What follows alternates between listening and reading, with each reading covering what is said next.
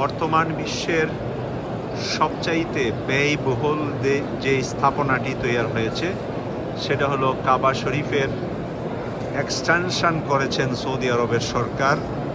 যে মসজিদটি এক্সটেনশন করেছেন ওই মসজিদের অংশটা আপনাদের সামনে তুলে ধরছি, যেখানে লক্ষ লক্ষ মানুষ একসাথে কাবা শরীফকে সামনে রেখে এয়ার কন্ডিশন সুন্দর মনোরম পরিবেশে ইবাদত করতে পারে। সেই কারণে বর্তমান সৌদি আরবের সরকার এই এক্সটেনশনটি করেছেন।